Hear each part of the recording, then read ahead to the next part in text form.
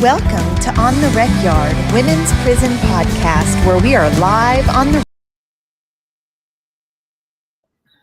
Hey, y'all, it is Wednesday night, and we are on the Recyard, Women's Prison Podcast. I'm Marcy Marie. I'm Tunchi. Marcy, why am I on the wrong side? Because you got on first, which was a miracle. I don't really know how that happened. It never has happened before, which is why this is the first time that the people are seeing you. For those of you that are actually watching, y'all know Tunch, she'd be doing me dirty and coming on here, but I'm going to tell you why she respected the 15-minute in the studio, because we have a special guest tonight. That's right. And yeah, it's 100% right. 100% right. I'm really excited to tell y'all about our special guest and the show that we have tonight. We're going to be talking about parole in the state of Texas. We are opening up our first, could it be the first of annual Parole Justice Week? We have a really big event happening Friday at the Capitol, and it is Parole Justice Advocacy Day in Texas. We are going to be learning about what legislative actions we might want to take. We're going to be talking to legislators. We're going to be learning about the parole process, answering questions, and tonight's the kickoff. Yes, yeah. Destiny, welcome. We see y'all coming in. We see you coming into the chat. Welcome. And thank you for liking the live. Thank you for sharing the live. If you're watching on your phone, tap that screen. Thanks for the comments. You guys are always so good to us. It's our favorite night of the week for sure. Before we dive into this, we're going to do this is like a 60-second recap. Okay. Ready, set, go. Hey. Y'all like that? Because that was Marcy's way of, hey, long-winded Joe, wrap it up. And you're already in 10 seconds in, honey. How was your week? What did I do? How was my week? It was really busy. I had a really crazy weekend, which I'll tell you more about in private. I think I saw pictures. So, when you go out acting a fool, when you're out on the town, I'll wake up in the morning at 5:30 a.m. and look at my phone, and you have sent me pictures at 2:30 a.m. of your shenanigans. Yep. You were like, baby Jesus. Dear baby Jesus. Yeah, but just working. I mean, really just working to put together, and plan the Parole Advocacy Day Friday, and then our big women's rally, which is going to be super exciting. Saturday, it's going to be most of the morning and afternoon. There are going to be some big women in power that are going to be there. So just been planning that. So kick back a little bit this weekend, maybe a little too hard. But what did you do? But baby, I took care of these children. I mean, literally worked and took care of these children, but I'm driving to Austin tonight we're going to be at the Capitol talking to legislators tomorrow, Parole Advocacy Day on Friday, women's rally, her voice, her justice rally. And everybody's in the comments noticing we're on the wrong side. We're on the wrong side because Tunch was on time today. Well, maybe this is the way that the universe wants it. We're going to get it back in line. I'm fixing to just take you off and on. So, Tunch, introduce our guest, because you have known Jorge longer than me, and I want to make sure you get I'm sure you can't get all of his accolades, but we have an old school organizer and very knowledgeable person. I'm really excited to have him on the show. Well, for me to introduce Jorge, I need, and I don't know if I've ever told Jorge this, is that I knew about Jorge years and years ago when Jorge used to write for and work as the editor of our prison newspaper. Now, this was the prison newspaper before the school district got a hold of it. This was back when it was really a pretty decent newspaper doing real journalistic endeavors. And it got Jorge was a part of, and he can tell the story too, just about doing an incredible piece that got the paper banned from several units. They wanted to shut the paper down. Wyndham stepped in and said, we'll take it over. And then it kind of turned into what we eventually knew later. And I wrote about that censorship for one of my college classes when I was out the first time. And I remember the second time I was locked up, I was reading a book of poetry, very old book of poetry. It said the Texas Department of Corrections. And there was Jorge's name again. And then when I got out this time and was doing advocacy work, there's that name once more. And so I want Jorge to be able to talk more in depth about his journey, what he wants to share with us. But he's an incredible advocate, and I'm going to call you a parole expert, and we can't wait to hear from you and hear what folks have to ask. So, hey, welcome to the show. Hey, what's up? Thanks so much for agreeing. Now, I'll tell you this. We've been trying to get you on the show for a minute. What? We've been trying to get you on the show for a minute, Jorge. So I feel like this is a special night, one to be noted. This is a notable moment. Did you go to my agent? Did you ask Destiny? Now we know who to go to. Yes. What's up? How y'all doing, man? Yeah, let me say just thank you. It's good to be here. It's great to be here. It's an honor to be here. Y'all have brought something new. You have diverged. Y'all came on the scene when a lot of technology was allowing folks to do things that they didn't do before, right? And I appreciate what y'all have brought to the table. You brought a different energy, a different viewpoint. I know podcasts. I was asked to do a podcast for Latino Justice. Got about the Destiny. 4 or 5 years back, and we did that for a minute. The guy who was doing that was left, and but it's just really good to be here. We can talk about however I will let y'all guide the discussion, unless you want me to give just a quick history of where I've been, what I've done. But I'll let y'all guide this. This is ostensibly about parole, right? So we can get to that. But just however y'all want to guide this, I'll be happy to. Well, I mean, first I want to say you got a haircut that looks good. Yeah, I did. I like your glasses. You look very hip. Thank you. Appreciate it. No, but I would love if you gave people a little bit of your background sure.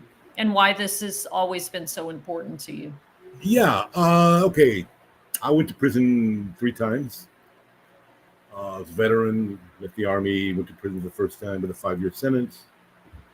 Got out, did 8 months out, went back with a 27-year sentence, 28-year sentence. Did 7.5 on the second time. Started writing a lot, doing a lot of poetry.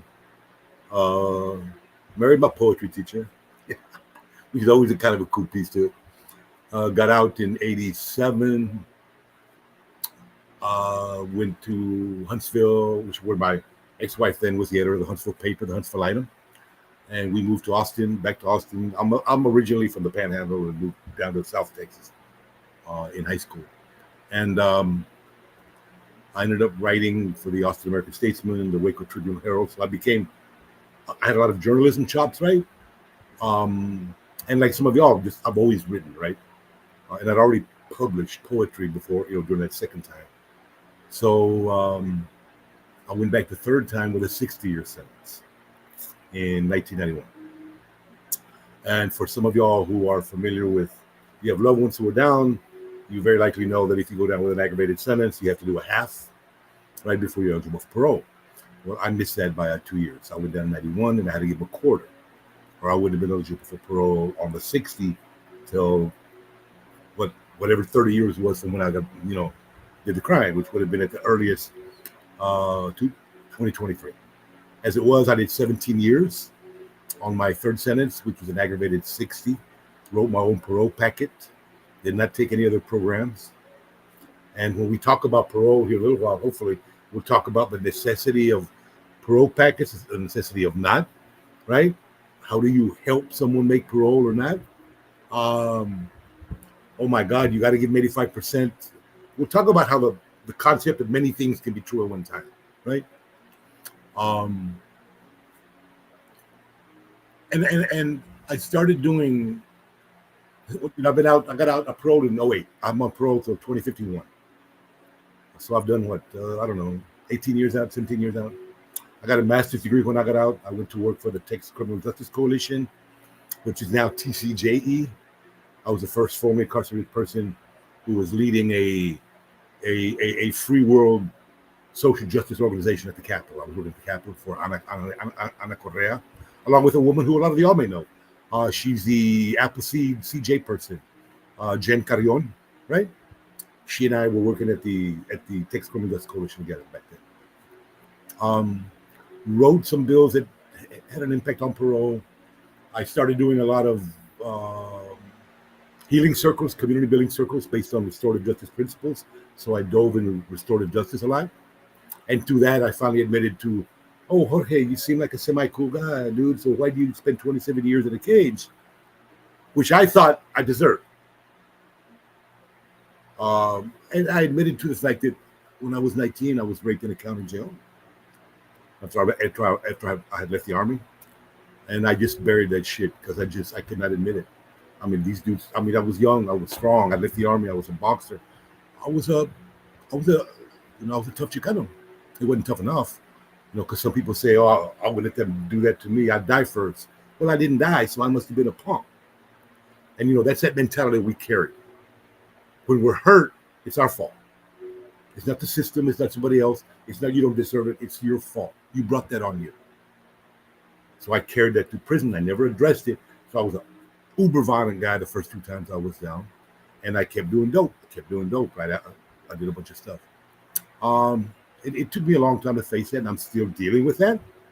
But I try to think that I've given back to my community in a lot of ways by my work as a community organizer, as a policy advocate. I worked my way up from Texas Criminal Justice Coalition to grassroots leadership. I worked in grassroots leadership.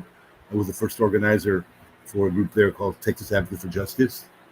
Bless Cindy Eigler and Erica Gamble's heart. Not Erica Gamble. Oh my God. I like to see her face and I can't.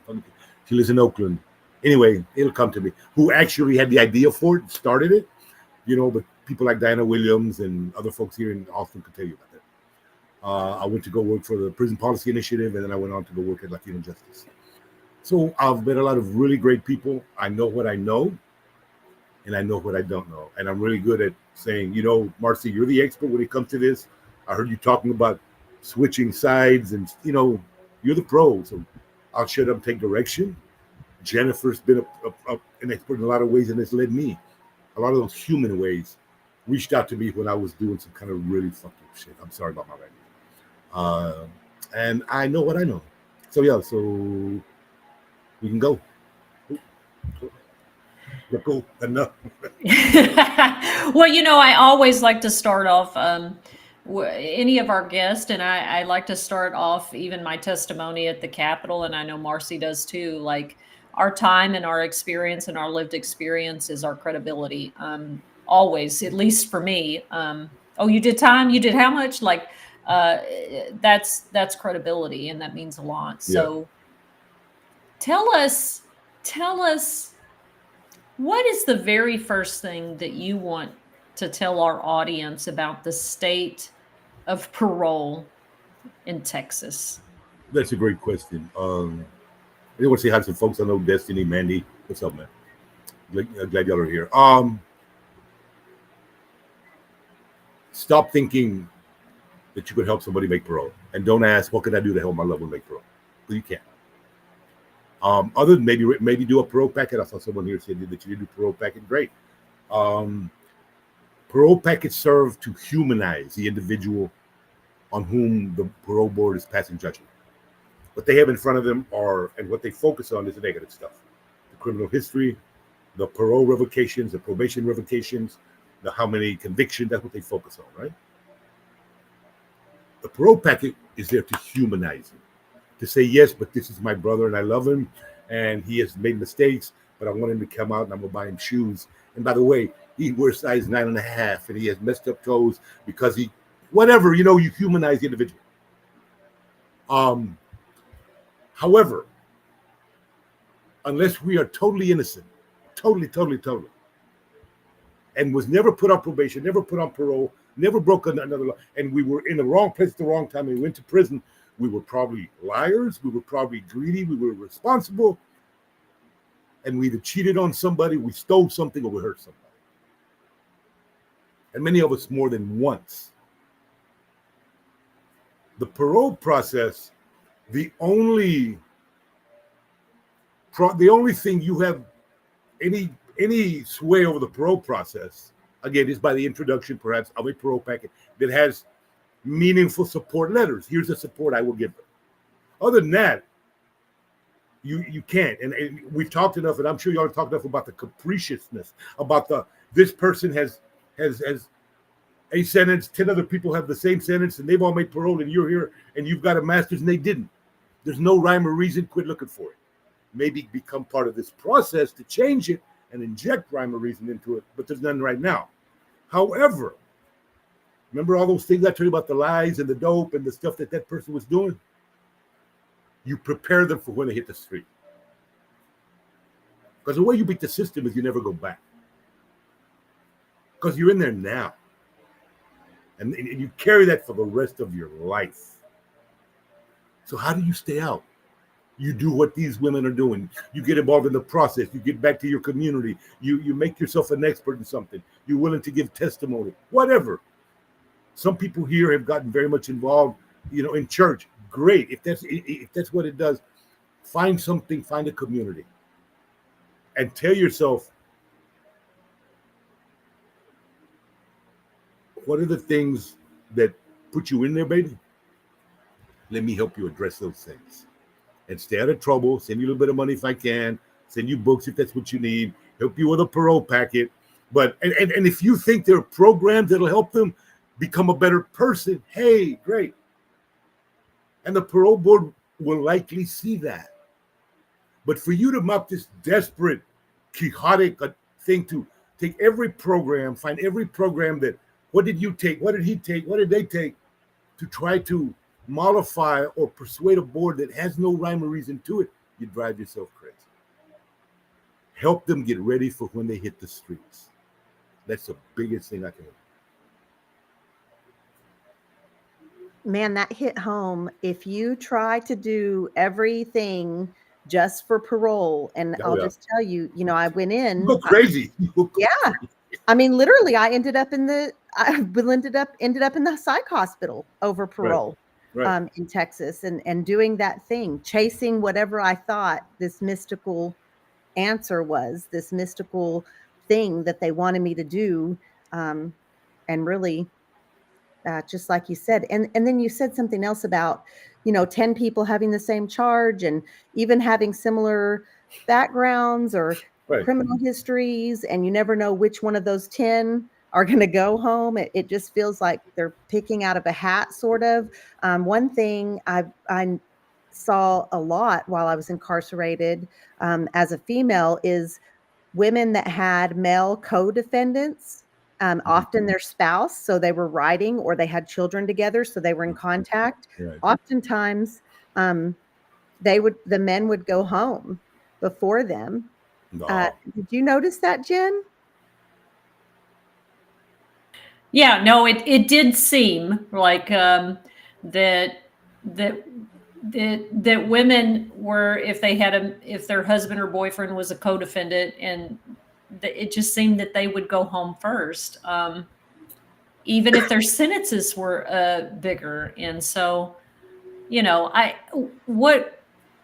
it's hard, right? Like you're saying, Jorge, is because we know that it's so arbitrary, but there are some things that did feel patterned. Yeah, and but here's the thing. I just saw a comment there about that's why they will allow certain repeat offenders out on parole, so they come back with bigger time. The enormity of that statement, of the way that it's kind of unprovable or whatever, strikes me as sensical, but that would assume a huge Kabbalistic type of conspiracy to allow someone to go out knowing you're going to come back, or then being allowed in the process that brings you back. with bigger time, because bigger time is not just a parole revocation. You have to have a new charge. Okay. So another thing I would ask folks is this: if you're getting involved in this stuff, I'm not going to engage in it. But if you know this stuff, I mean, my last spot was as a National Criminal Justice Director for Latino Justice, right? Making 6 figures, which I never thought I would make. And a lot of it was because I had credibility. Because when I say things, I'm able to bring out the data and say this is why, right? I can point you to the Rubina Institute or other places around the country where you can go do research, right? If one is pointing fingers at agencies and saying this is why they do this, and doesn't have the data or any resource, whatever, to back that up, then what you were doing, and I will say this, is you're starting rumors or creating some sort of narrative that people who need hope and truth and facts, not mythology, that you're hurting. That if I wrote a book while I was down, feel free to pull that up if you want, if you can find a thing for it. It's Behind the Walls, a guide to prison. And I wrote it because when I went down the last time, my brother died, right? And my brother got out. I mean, my brother died, and my family wanted me to come out and go to his funeral, and I couldn't because I had a 60-year aggravated. And TDCJ had changed whereas previously they had allowed folks to go out, and they still do. It's very rare, and you can't have that certain convictions or conviction for certain crimes. But my family didn't understand that. They were educated, 3 master's degrees, a PhD, or whatever, right? So I realized that there's a wealth of misinformation out there. A lot of it's propagated by people like us to further our whatever stuff we want. But the fact is,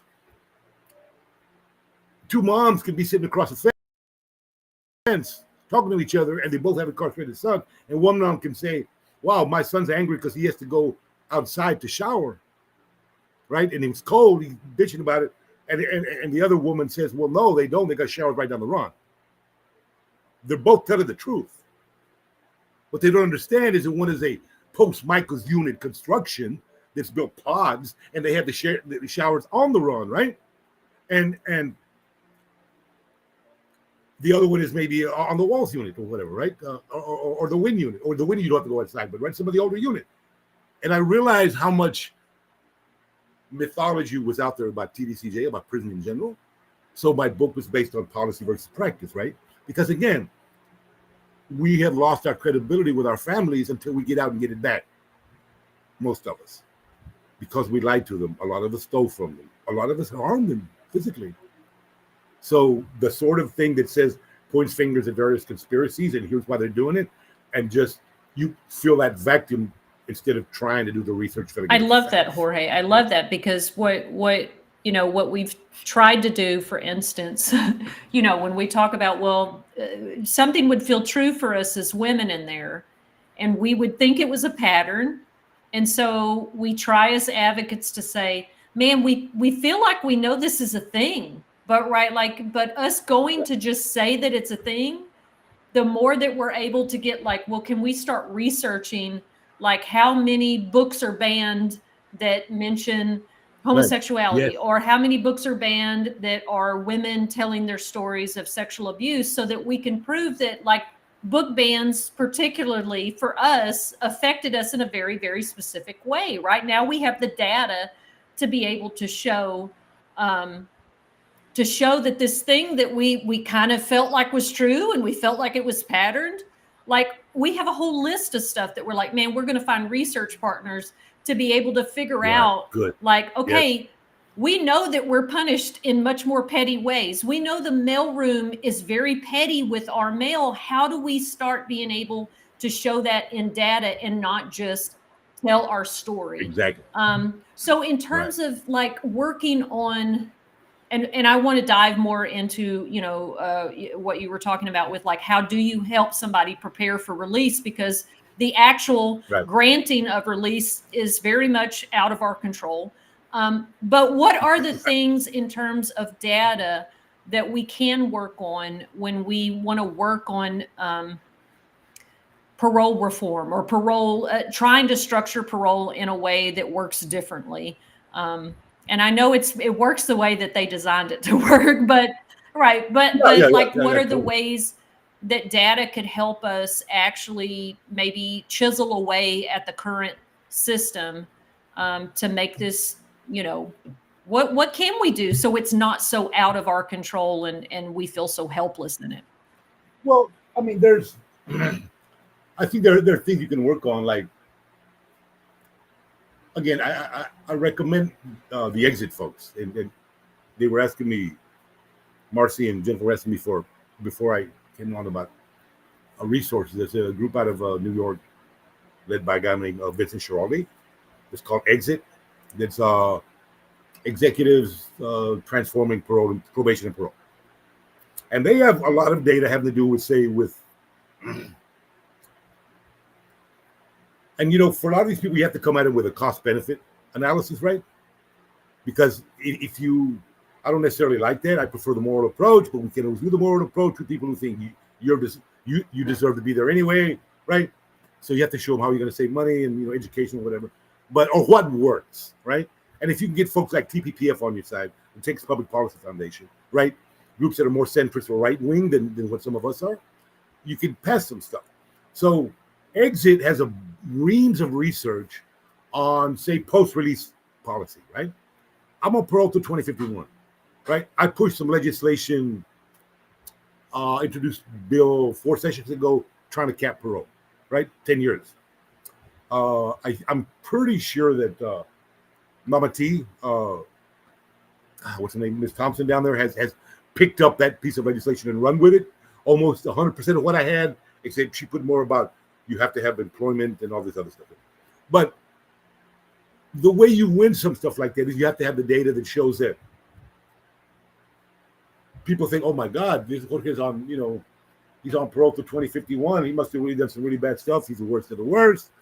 And yet you find data that shows that most people, or the majority of people, recidivate, and I hate to use that word because I think it's a metric of failure, but if you're going to do something or get caught at something or feel the need to do something emotionally or physically or spiritually that might get you sent back, you're going to do it when you're first out. Once you get settled in and you get a job and you get your family and you get your support system and you've been out 8, 10, 12 years, not only that, but the supervision lessons on you then. So the chance of you getting caught are much faster when you come out, when you're giving them, hey, come pee this cup, Jorge. Hey, you come up on the random list, man. Hey, look, come on down here, fool, right? If I'm doing something. I ain't been in the office in a year and a half with these folks. I'm cool right now, but, it's all phone call. But my point is that if you want data to hammer at that and file that bill, then go to Exit. If you want to, do stuff about, if your PO says I'm doing something and issues that blue warrant, hey, I'm in jail minimum of 90 days, y'all. No bond, no nothing. Y'all know that, right? 90 days, right? And that's until they hold a hearing on me, right? So if you got a job, you're losing it. You may not be able to pay rent. There's a wealth of things that will happen to you terribly, and yet there's no data that shows that a person who is down, who has a technical violation filed on them and is in a county jail awaiting a parole hearing is any more of a bigger threat to public safety than he was before that. So find the data and hammer at that kind of stuff, right? That's the kind of stuff that Texas is not one of when it comes to sending people back to prison, Texas is not at all up in the Massachusetts, California, that type category. But they still do. And the way you find that data is you go on the Texas Board, a part of the parole website, and they've got reams of data there of who's sending you back, what are they sending you back for, right? The probability of you getting sent back on just a technical violation versus a new charge, right? You have to be willing to do that work and look at the data and start following it. You already recommended the TDCJ website as a resource for data. And before we went live, you said a few other resources. Brandon Warren's watching from Facebook. Welcome, Brandon. And he's asking who? Brandon Warren. Woods. Oh, I think Brandon Woods. Can I say if Brandon Woods is here? Thanks so much. It'd be great. It'd be great. For y'all who don't know, Brandon Wood is the executive director of the Texas Commission on Jail Standards. And he's actually one of the guys who pick up the phone and talk to you. He's probably talked to Jen and Marcy at different times. Yeah. No, I'm sorry, that's okay. And so he's asking, where else can he, what are some other good resources for folks to go when they want to research, if they were on the route to becoming an expert themselves, or just trying to gain more knowledge, or the tools to advocate for themselves or for their loved ones regarding parole? Well, it depends on what you're looking for. Let's say you want to do presumptive parole. Y'all want to talk about when I say presumptive parole, right? It's like you have a 20-year sentence, you give them 7, you come up on that 7 years, right? And you're out. As long as they give you a slate of things to do X, Y, Z, and you've done them, and you give them 7 years, and you're out of parole. That's it, right? That's presumptive parole. Well, how many states actually have that in practice? There's a couple that dabble in it: Connecticut, New Jersey, Hawaii. But there's only one state, and that's Michigan, that is actually in legislation done the work to prevent parole officials from denying you parole on subjective denials, and they only see you if they're not going to give you parole. In other words, if you're getting out of parole, you're gone. You know the date. They'll see you if they're not going to give it to you, and they only give you 1 year settlements, and they give you time to address the things that they say that you need to address, right? So, go to Fair and Just Michigan, which was the name of the group, and you could Google it and you would find that. But they would give you the presumptive parole. If you want to compare the states, the best place to go is the Rubin Institute of Criminal Justice at the University of Minnesota. It's a very clunky website, but they're far the best. They're far the best. They have y'all probably know, there's 16 states in the union that have totally no parole whatsoever, right? The last one was like in 1998, 1999. I think that's Minnesota or Wisconsin. I'd have to go back and look. It's been a minute. But by no parole, I'm saying they don't see you for parole. They bought into the entire what is it? Truth in Sentencing Act, right? And they started taking money from the feds back in the late 90s, in the mid 90s, right? And they did away with parole, right? People say they've done away with parole in Texas, but no, they haven't. Of course they haven't. I mean, again, I did 17 years on a 60, and was one of these guys who filed grievances, wrote a book, like Jen says, they shut down the paper because of some shit I was writing. They didn't like it. It's all right, fuck them. I had the TDCJ Glenn Castleberry say Jorge needs to realize the Houston Press did an article, and they interviewed. They said he needs to realize that he's not at the table that decides policy at TDCJ. And I'll tell you, it was such an incredible feeling about 8 years later when I was at the Capitol with Ana Correa and and who was it? Oh my God. The then TDCJ director before Collier. Brad Livingston told Ana, if you bring Jorge to the meeting, we used to meet them before LARs, right? He said, if you bring Jorge, I'm not coming. And he said, well, don't come then, but we're meeting with TDCJ. So he had to come in and shake my hand, and lo and behold, guy who just got out on parole is sitting at the table helping you, deciding legislation on parole. And it was a really good feeling. And I think we all do that now. Y'all do that. Y'all go to the Capitol and y'all sit with these folks, and Brian Collier, and these people, and you pass legislation that is based on humanity. And it's because they have seen that you are more than that damn number, that 26, 16, 24, 61, you're more than that. And I honor y'all and I commend y'all for pushing that envelope and taking that and running with it, for bringing younger folks with you, right? But yeah, on parole, it's Rubina Institute. Helen Gabler, a local attorney in Austin, is incredible at it.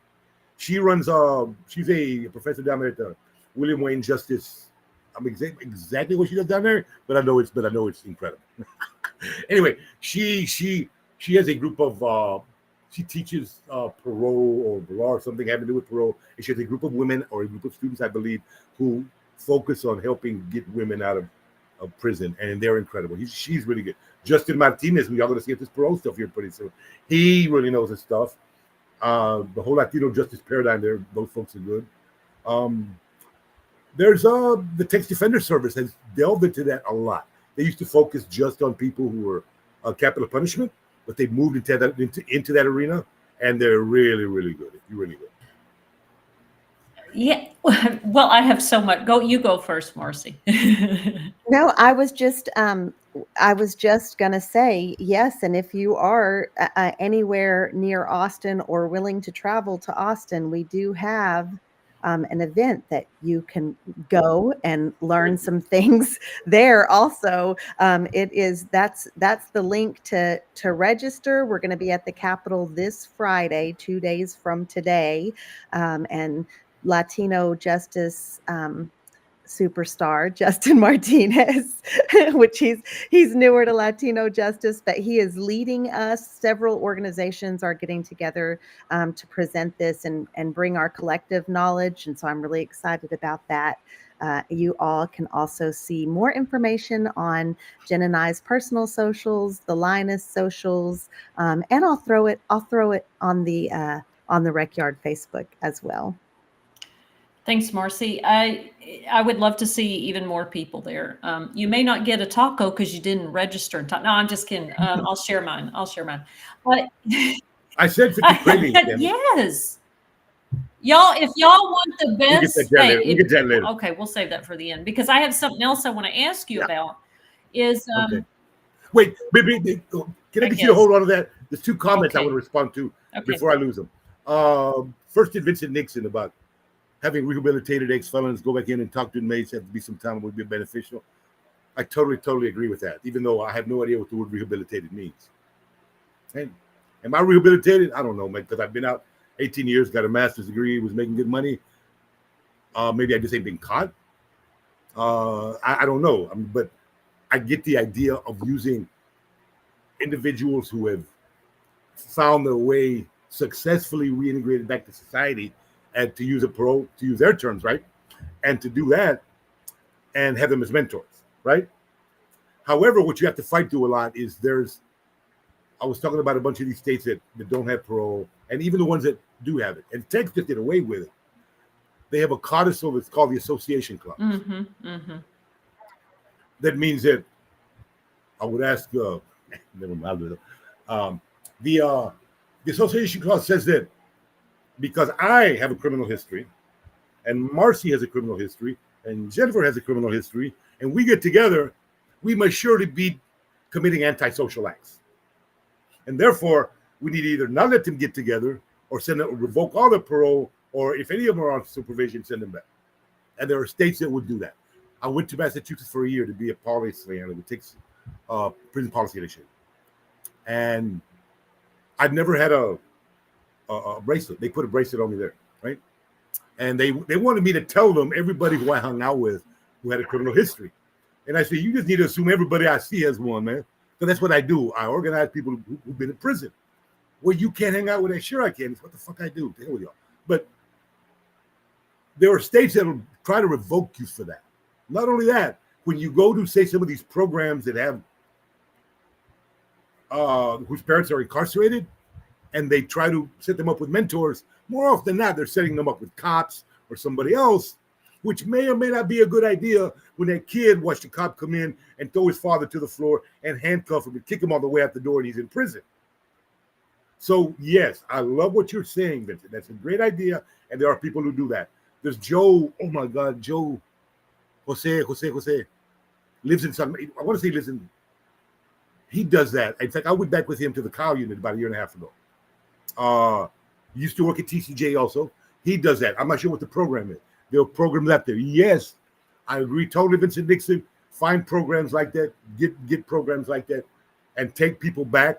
I don't know how you gauge rehabilitated ex-felons, which is terms that I don't use. I don't use felons. I don't use rehabilitated. But yes, what you're saying is damn good. Mr. Hamster, you and I need to have a conversation with something. That's okay. I ain't mad, but I will say something about this. I come down to how much TCJ the parole board make, whether incarceration or parole, how much funds I invite you to go join. I'm also part of a group called In the Exception, which, if y'all very likely know, it has to do with the ending the exception, the 13th Amendment that allows for people to be enslaved if they've been duly convicted of a crime. Well, that's the amendment upon which prison slavery rests. And if you want to be a part of that and be part of changing that, I invite you, intheexception.com. Go join that. Now, okay, those two things. Thank y'all for your comment. Appreciate y'all getting involved. First of all, you must have been reading my mind. It's because you mentioned this when you were in parole in another state. And I remember the first time you told me about that, I was like, wait, hold on a second. So there are places that actually do parole and parole stipulations and conditions far worse than Texas does, right? Like, oh, Massachusetts is much worse. Wild. Yes. Like, and I think sometimes when I hear about stuff, Carrie Blakinger tells us about the investigation that she does at the LA County Jail, and she's like, "Girl, this is wild." But like, you would have, like, I guess I always just assumed because things are so tough and difficult here, just in how in some ways in other things it's not near as bad as it is in other places. Yeah, no, and that's why reading some of the comments by certain people here are just kind of laughable, because y'all go to the Capitol. There are probably legislators that call y'all to say, "Come down here and testify for me. Come down here and how many other people who could testify on this bill who've been locked up, right? Try that shit in Massachusetts. There's not a legislator down there that will ask you to come in the door. If they even see you down there at a rally, they've got down there the parole board and the parole, like here it's the parole division, right? That actually administers parole. The parole board grants parole, the two separate entities. Over there, they're the same entity. So the ones that grant you parole are still the one looking at you. And they worried about all this stuff. And they talk about, oh my God, Jorge, but we like, and I made this comparison talking with them one time, because they tried to send me back because they had me under their rules, and because I was hanging out with people who've been incarcerated, right? But yeah, and I would call them up and ask stuff, and they say, you can't be calling us. Y'all call up the parole board all day. You call up the parole division all day. Why can't you? Right? They don't want that there though, because you are very much seen as lesser. The state itself has you have a liberal view of it, right? First state to legalize gay marriage. Everybody got a solar panel. Yeah, but y'all were burning witches. Shut up. In Texas, a lot of the weird shit we got is a function of local district attorneys. But the parole board itself, if you look at the statistics, has gotten almost 38% approval rate. And don't get me wrong, I'm an abolitionist, y'all. If y'all don't know, I don't believe in the joint. I don't believe in cages. I'm just here because that's the system we have. I don't believe in it. But when it comes to treating you like a human and not sending you back because you're hanging out with other convicts or ex-convicts or whatever, or letting you go in the system to talk to people, Texas will do that shit, man. They are extremely evil in the joint in a lot of ways. And some of these POs might be crazy. But they're more hands-off than a lot of states. Yeah, no doubt. I remember when I first moved to Austin, it was during my first session and I was still on parole. And I don't know how she figured out exactly what my job was, because she didn't really, I only saw her a couple of times, but she called me down there to do a piss test. And she goes, "Come on, Miss Toon, let's get you in and out so you can get back to that Capitol and get back to work." And I was like, "Oh, I guess she knows," because by then I was already like testifying in front of TDCJ, and it was like, you do you, boo. Like there wasn't any type of. So it's just wild to me some states you can't do that with. Texas could actually be pretty laid back in some areas where other places, like you said, that you think are very liberal, that they're actually not. Yeah. It's like once you're out the system, if and you get involved with stuff and they see that, it's more of a kind of a hands-off attitude, right? It's like, okay, you gonna mess up, but Otherwise, tell me about this bill. Right, like you know? Marcy, I'm not here to talk to you about. she does a lot Yeah. of stuff on social media that I'm like, oh my God. Yeah. And do you, your parole is pretty My decent? parole, Are you on parole, Marcy? I'm still on parole till Marcy? 2030. Yeah, okay. I'm on. Yeah. And I've had about 6 parole officers in the 4 years that I've been home, and some have been more chill than others. All of them watch my social media. I was told that the entire parole office, which is kind of, I live in a more rural area, so the parole office is kind of small, but yeah, they all watch it. And in fact, that's how I learned that my stipulation about not having a checking or savings account or debit or credit card count got lifted. Is one of my older parole officers was looking at TikTok or whatever and saw the video of me going to cash a check and talking about my parole stipulations. And she said, "Girl, I put that in there for you. It should be ready by now. You need to ask." And that's how, and that's, so they watch. But yeah, I mean, is there a little bit of fear, right? I mean, we're going in front of the agency that still has authority over us. And I mean, we're on the other side of a lawsuit. We're on the other side of the tables at the Capitol. So there is a little bit of fear, but also I just always say, as long as we speak the truth, like I'm speaking the truth, there's what can what can happen? A lot. A lot can happen. But Yeah. Yeah, there's we can find ways to they've looked at me on and off, like the last time they really got annoyed at me, I think there was some stuff going down at the what's the name of the transition center there in Travis County, right? Mm-hmm.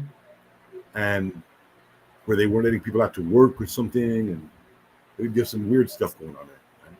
So they called me, and at the time I was a grassroots leadership, and I kind of lied on them, and I called some people at the in the parole division, right?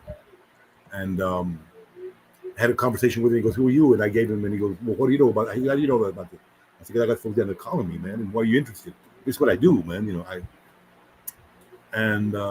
Anyway, we had a convo, and I told him that I'd been locked up, and he says, "Well, I don't know this much you can do. I can have 50 people down there tomorrow with signs, and we just do that, right?" Says, "You don't want to tell me what's happening, So we did that. We had 50 people down there, and about 3 days later, I got called down to do a UA, and my PO says, "Who'd you piss off now?"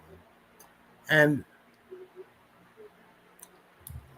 I get, when I was in the joint, I was very much like I imagine y'all were, quote unquote agitators. I wrote a bunch of grievances. I was fighting them because I was making money off my writing, and they would write grievances on me because they would say, "You're operating a business." And I say, "Well, let me in the craft shop." Well, no, and they say, "Well, you have to come to the craft shop." Great, let me take my typewriter in there. And I said, "What?" But they didn't want to. We have our approved ways to do that. I said, "Well, you can't tell me that I can't sell somebody in ad seg writing with a pencil on toilet paper. Can I get paid for their writing? As long as they're not advocating violence, overthrow, escape or something, I can write about what the hell I want." Of course, I kept doing it, and they never pursued that. But they knew who the hell I was, and of course, at the end, then the echo shit went down. But I have moms and loved ones tell me, "I'm afraid people are going to retaliate," right? Then don't get in the mix. But the thing is, if you can't, there's a lot of things there that are like, the guard's going to do what the guard's going to do. Whether you advocating for them, against them, you can be walking down the hallway and step on the yellow line and look crossways at one of them dudes, and they're going to shake you down, right? I mean, let's be honest about it. So, I first went to the system in '77. There were billing tenders, some ugly shit. Mm-hmm. It's changed. People say, "Oh, it changed for the worse." You can't say that. You don't know when you're full of crap if you're saying that. Because I had a guy staple my ear together literally with a stapler. A convict who was in there working in the infirmary. I've seen the stuff that the building attendants did.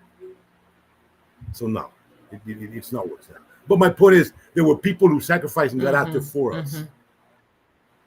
We all make our decision and our choice how much we're going to get into the arena, right? And people say, well, I've had this rumor that Texas TDCJ kicked me out because they got tired of messing with me, right? Well, that advocates for messing with us.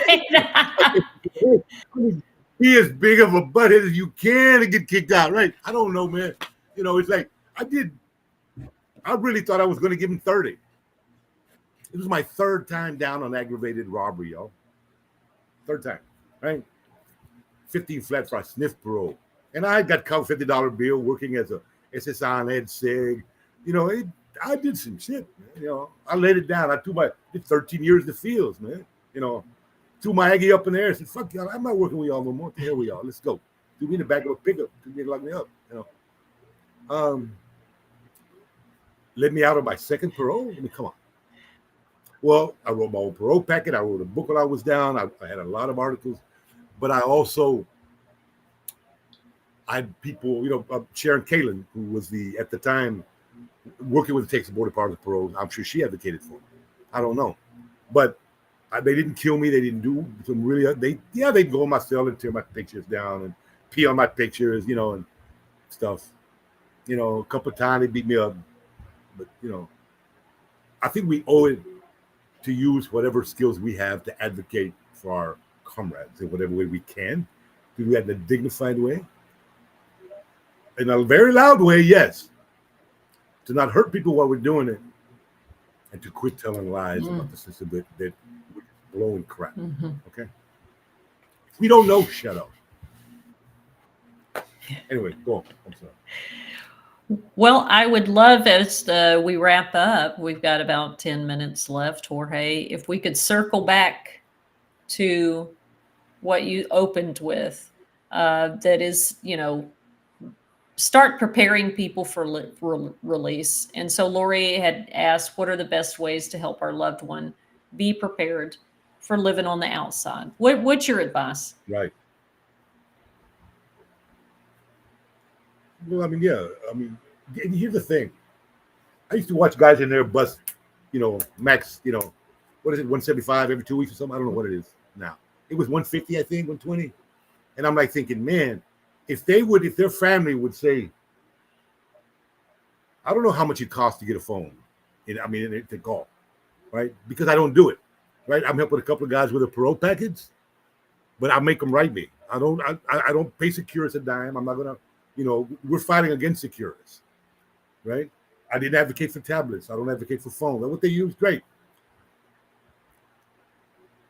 If you're paying for your loved one to call you 6 times a week, I don't know what that costs.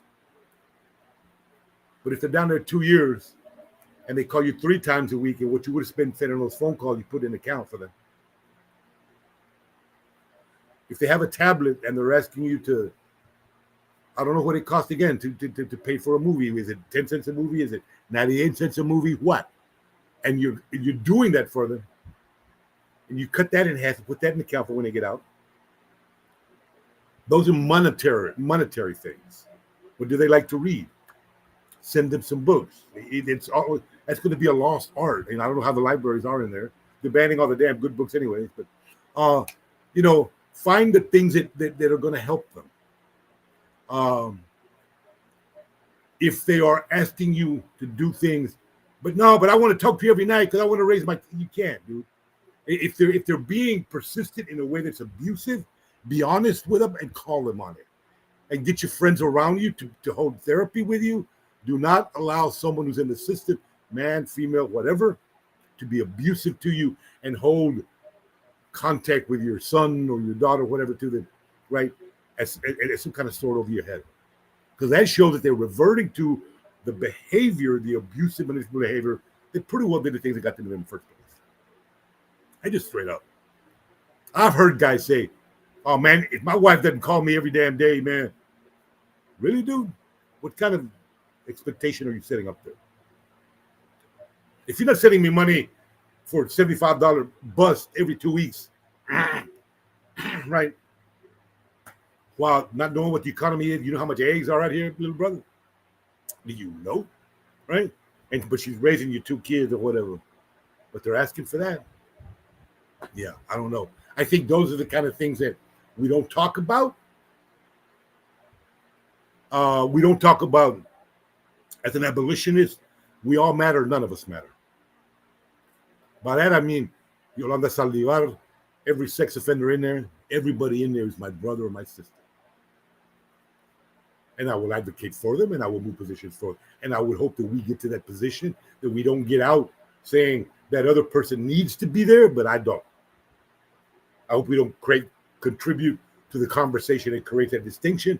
But if so, that's okay. We don't all have to be abolitionists. I get that. But we don't have to be abusive to each other. We don't have to curse each other out. There's a lot of things we can show compassion to each other, even to those who have been abused and who in then turn abuse others. I think if we start inculcating and nourishing those things among each other, I think that will help with them stay out in ways that we couldn't imagine. As opposed, the jobs, the clothes, the shoes, the bus ticket, all that, yes. But that's, like we say, man, en la huichaca, right? What about these other things? What about these spiritual, emotional, right, things? Cool. Did I go too far? I'm sorry. Go ahead. Okay, cool. Yeah, I was thinking for sure that emotional support, just not putting a whole lot of pressure. Everybody's going to be able to adjust on their own time. And I think that there was so much anxiety for me pre-release and I was really grateful that my parents weren't like, where are you going to work? What are you going to do? And we're kind of Right. course, I came home to that privilege of having a family to come home to, and a home to come home to. But just not having that added pressure from the outside, I think was really something my family did for me. Yeah. Well, Jorge, we are almost at our time. This has been incredible. And I'm assuming and I'm hoping that maybe you'll be a reoccurring guest so we can do some deep dives on some other stuff. But as we wrap up, we need to talk about those pecan pralines. We will not do our community here a disservice by not talking about the pralines, which I will get to have one on Friday. I'm understanding. Justin said he almost ate it. I had the event Monday, and I took a bunch of pralines to the kind of friend of mine named Justin's going to be at the Capitol Friday, but I had another 20 that I was going to give for the event that never got open.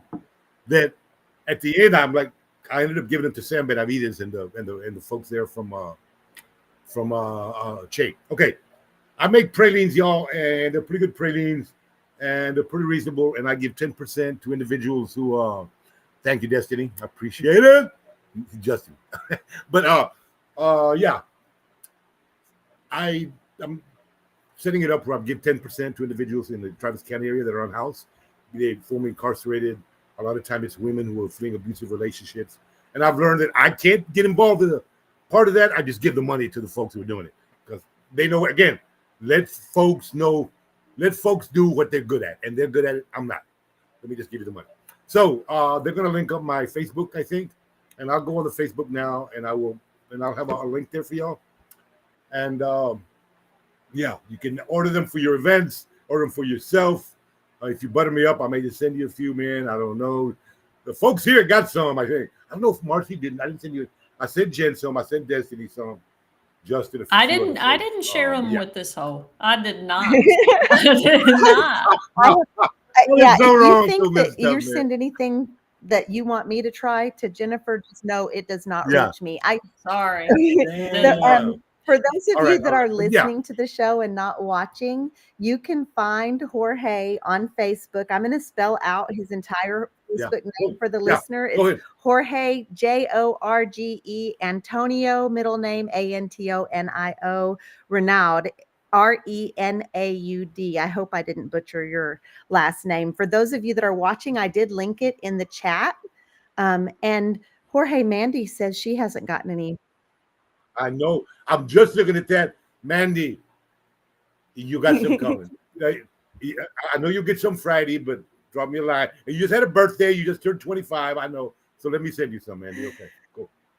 I got you. For those of you who right. are in the Austin area, we do have some events coming up really quickly. Before I get to that, I did see Brandon Warren shamelessly promote his event for the Lee College alumni, which actually it's a formerly incarcerated barbecue. It started out just Lee College, then it went to anyone who participated in higher education, and now it's anyone who survived the Texas prison system who is wanting to better themselves. It's a great place to connect, and I think that you guys see his comment. I think you can go to his Facebook and get information about that. We have two events coming up. Our events are Parole Advocacy Day on Friday at the Capitol. We have a bit.ly link for you to go register. Jen and I will be there. Jorge will be there. We will be answering your questions in person. So we would absolutely love to have you there. The very next day is International Women's Day. So naturally, Lioness has to show out at the Capitol. We are having a big rally. We are taking the tail end of an even bigger rally that starts at 10 a.m. We will start at noon, and we're super excited about that. You can register here. You can find the flyers and all pertinent information on Jen and I's social, on the Lioness pages, and I'll put those flyers up on the Recyard Facebook page. Thank y'all so much for joining us. Thank you for liking the live. Thank you for sharing the live.